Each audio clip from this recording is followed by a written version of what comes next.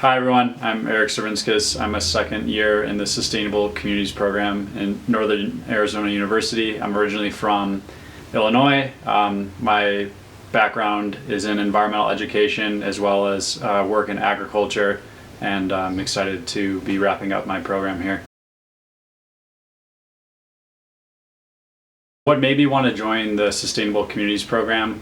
I was kind of working in a variety of seasonal jobs prior to the program, and a friend referred to me the program, and it was sound to really align with a lot of my interests. Was able to meet with Dr. Brian Peterson, which really helped solidify that it would be a great 2 years of really focusing in on a lot of the systems level things I'd witnessed in my own life, and it's been a very enriching experience. When thinking about how the program has impacted my way of thinking and career aspirations, life aspirations, I think a lot of the subjects we talk about in the core curriculum really look at systemic issues, and I think I've been able to experience some of those on a first-hand level, and I think the coursework and the conversations have been very vital in understanding my sense of values and my sense of direction within those, and also kind of seeing on an individual level how I can engage with those topics. With my research in the program, as I mentioned earlier, there's that systemic nature of these issues, but also there's the reality of needing to pay rent and kind of live your own life within those systems. And I think with my background in agriculture and education, I really saw that there was a disconnect between food, nutrition, and kind of consumer behavior or social change. And I really wanted to dedicate 2 years' time to really understanding what needs to happen to make plant-based eating more of the default norm here in the United States. So with that, I was fortunate to link up with Dr. Jay Sutliff, who's with the Health Sciences program. And one of the benefits of the program with the Sustainable Communities is that there's a lot of cross collaboration that's desirable in the position. So that's very grateful to me. So meeting with Dr. Sutliff really got that lens of nutrition, but my background in sustainability, and really saw that I want to look at how norms are built around food and what's really fueling the rise in plant-based eating in particular in the United States. If you look at around 2016, there seems to be an explosion of a lot of San Francisco companies kind of coming into the plant-based protein space. Activism, information is really starting to uphold, but the people that are actually switching to a plant-based diet still seems relatively small. But there's a huge variety of flexitarians, or those that are actively reducing their animal consumption. So my research in particular is kind of looking at the two levels of the behavior change. So it's interviewing people that are vegan to understand the psychology, to see what their attitudes and perceptions were prior to making the change to after. And then it's talking to people that run these plant-based companies or work in the investment sector or anything related to more like plant-based eating to see how the top down is kind of influencing it. So it's been a very enriching experience, and in part with that, a few friends and I and Dr. Sutliff have started an organization called Green Collective Community, which also fuels the research, which we're really a grassroots organization helping young people and anyone, but in particular young people, really address how to follow a plant-based diet, because there's a lot of misconceptions with it. So we work actively within the community and other people to really make it a seamless transition for people.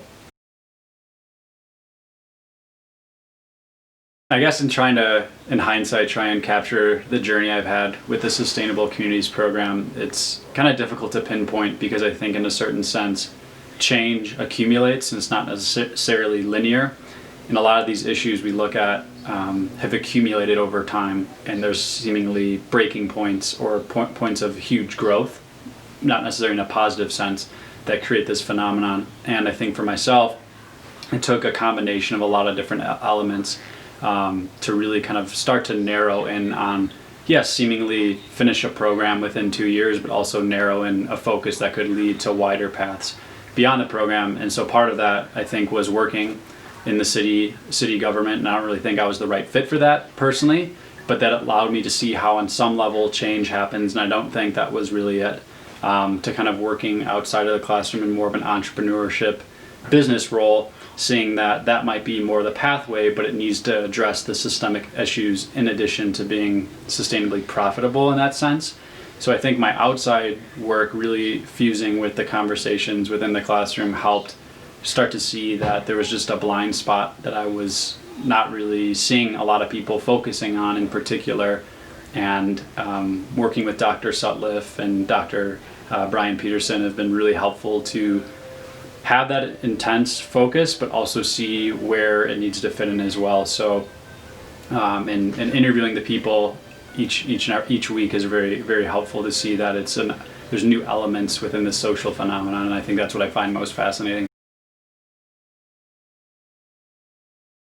One of the main benefits I see, and why I would encourage someone to consider if they're interested in sustainability and social issues with entering the Sustainable Communities program, is that it really provides a unique lens to carve out a niche that's authentic to you, but broaden your horizon in systemic issues. Because whether it's plastic waste, fashion, food, human rights, all these issues are socially driven, but simply to just look at it from a sociological lens or historical lens is not going to really be sufficient. And it's not to say that you're going to spend your whole life getting a doctorate in all these subjects, but I think with the Sustainable Communities program, it enables you to take what you're innately curious about, but really find a way to extend it that you don't create the same problem that you're trying to dismantle to begin with. And I think that's pretty imperative, because it's tempting to just make a business and it targets an issue, but then you're just further creating a problem. So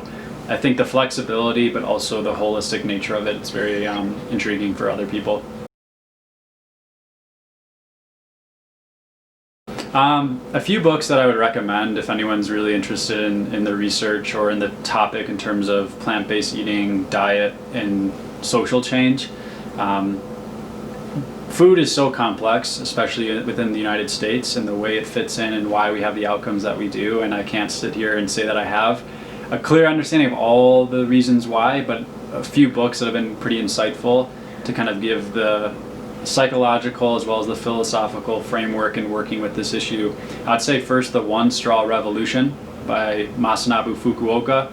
It's a Japanese gentleman that kind of reinvented a way of farming that was very much more in balance with nature, and I think you see a lot of the disconnect with discourse that he exposes in terms of people being disconnected from nature, food, and themselves.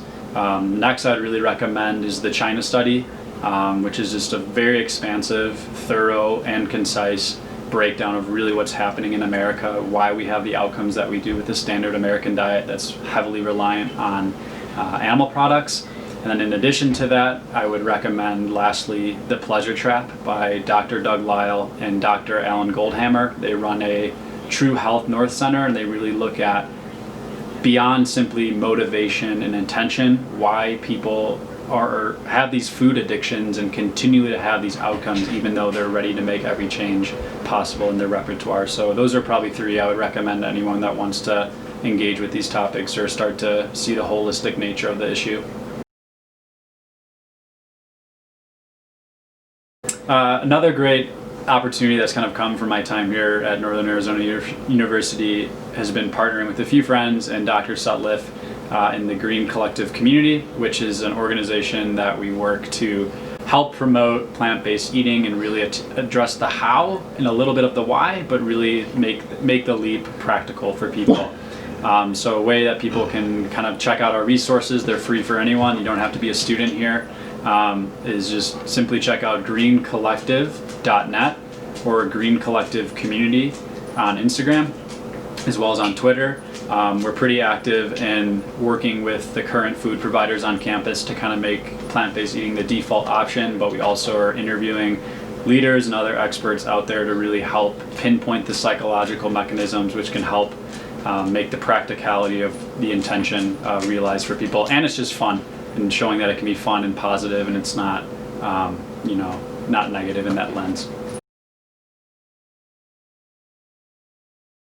I guess some advice too with students is just to tap into your innate curiosity, because I think there's a lot of intimidating challenges, and it might seem like you need to be an expert in all these fields, but ultimately you live your life and you know yourself best, and you can't really lie to someone with your eyes if you're going to really dedicate yourself to something. So I would say to feel confident and really seek out those mentors that are already doing the work that you're doing, because that change really accumulates and you need other people to really help position your curiosity. So I think that's the ultimate advice I would give for new students or anyone kind of engaging with systemic issues and changes, and that's just from my brief perspective.